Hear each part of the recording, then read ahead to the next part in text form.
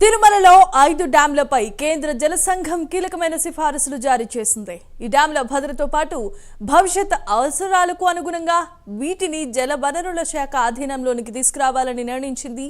ఈ మేరకు తిరుమల శేషాచలం కొండల్లోని 5 డ్యాంలపై ఏపీ ప్రభుత్వం ఫోకస్ చేసింది. డ్యాంల భద్రతతో పాటు 0.5 టీఎంసీల డ్యాముల నీటి సామర్థ్యాన్ని పెంచే దిశగా చర్యలు తీసుకుంటోంది. అలాగే ఈ డ్యాంల భద్రతా నిర్వహణకు టీటీడీ నిధులు వెచ్చించనుంది.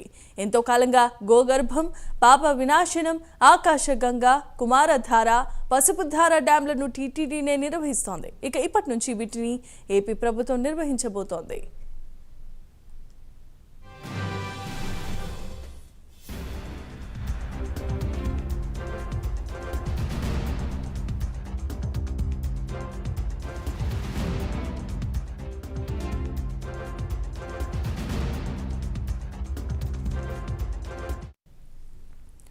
రైట్.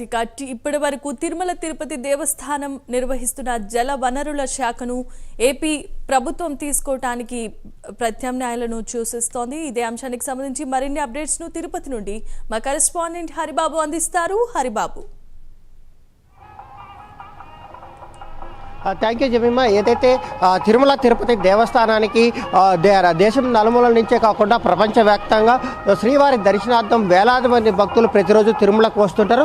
భక్తుల సంఖ్యకి తగ్గట్టుగా వాళ్ళ కనీస అవసరాలకి సంబంధించినటువంటి నీటిని సరఫరా చేసేందుకు గతంలో రాష్ట్ర ప్రభుత్వం టీటీడీ రెండు కలిసి తిరుమలలో డ్యాములను కట్టి వాటి నిర్వహణ బాధ్యతలను టీటీడీకి అప్పగించడం జరిగింది. అయితే 1999, 2000 సంవత్సరంలో తీవ్రమైన కరువు నేపథ్యంలో తిరుమలలో డ్యాములన్నీ ఎండిపోయిన పరిస్థితిలో తిరుపతి నుంచి తిరుమలకి ట్యాంకర్ల ద్వారా నీటిని సరఫరా చేసిన పరిస్థితి నెలకొంది. భక్తుల అవసరాలకు కనీసం తాగునీరు, అలాగే కనీస అవసరాలకు కూడా నీరు లేని పరిస్థితుల్లో అప్పట్లో ప్రభుత్వం టీటీడీ కలిసి తెలుగంగ నుంచి నీటిని తీసుకొచ్చి ఆ నీటిని నేరుగా తిరుమలకి ట్యాంకర్ల ద్వారా సరఫరా చేసిన పరిస్థితి నెలకొంది. అలాంటి పరిస్థితులు భవిష్యత్తులో ఉండకూడదు అనుకుంటూ రాష్ట్ర ప్రభుత్వం కూడా ఇప్పటికే తెలుగంగ నీటికి సంబంధించి కూడా ఒక ప్రత్యేక పైప్ లైన్ తిరుమలకి అవసరానికి అనుగుణంగా సరఫరా చేసేందుకు కూడా చర్యలు చేపట్టింది. కాకపోతే తిరుమలలో ఇప్పటికే టీటీడీ ఆధీనంలో ఉన్నటువంటి కుమారధార, పసుపుధార, పాప వినాశనం, ఆకాశగంగా, గోగర్భం డ్యాములకు సంబంధించి నిర్వహణ బాధ్యతలన్నీ టీటీడీ నిర్వహిస్తోంది. అయితే రాష్ట్ర ప్రభుత్వం తాజాగా ఈ డ్యాముల నిర్మాణము, అలాగే వాటి పటిష్టత, వాటి భద్రత, అలాగే భవిష్యత్తులో నీటి అవసరాల సామర్థ్యం పెంపు వీటన్నింటినీ దృష్టిలో పెట్టుకొని ఈ ఏదైతే డ్యాములు ఈ డ్యాములన్నింటినీ కేంద్ర జలవనరుల శాఖ పరిధిలోకి తీసుకొస్తూ గెజిట్ నోటిఫికేషన్ విడుదల చేసింది.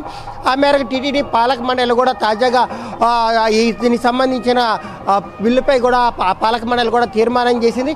ఇకపై పూర్తిగా ఈ డ్యాములన్నీ రాష్ట్ర కేంద్ర ప్రభుత్వ ఆధీనంలో ఉన్నటువంటి జలవనరుల శాఖ పరిధిలోకి వెళ్తాయి. ఇప్పటికే సంబంధిత అధికారులు తిరుమలలో పర్యటించి డ్యాములని భద్రత, వాటికి సంబంధించిన వివరాలన్నింటినీ పరిశీలించడం జరిగింది. నీటి సామర్థ్యం మీద కూడా వాళ్ళు ఒక అంచనా నివేదికని తయారు చేసే అవకాశాల మీద కూడా వాళ్ళు ఇప్పటికే ఒక ప్రాథమిక అంచనాకు వచ్చారు.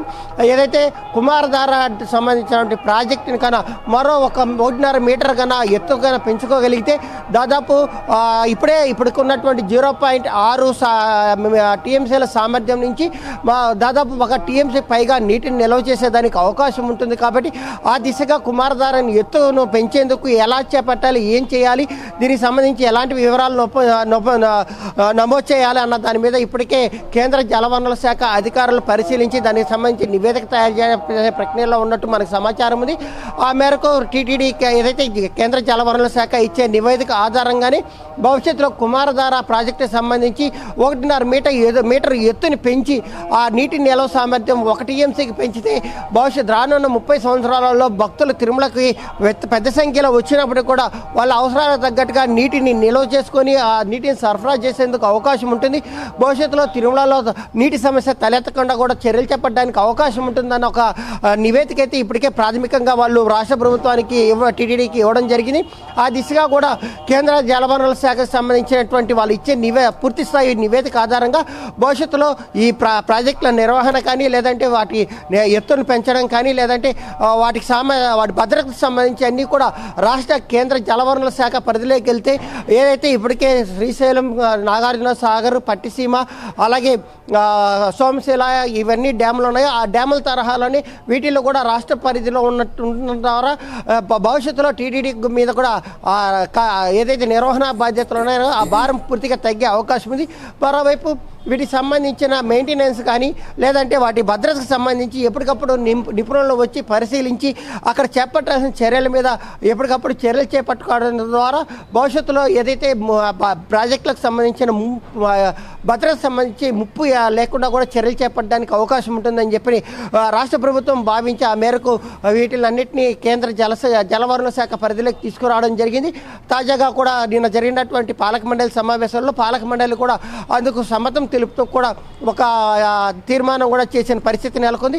భవిష్యత్తులో తిరుమలలో ఉన్న ప్రాజెక్టులను మరింత మెరుగ్గా నిర్వహించేదానికి ఈ ఏదైతే విలీనం అనేది చాలా వరకు దోహదం చేస్తుందని చెప్పాలి. జమీమా.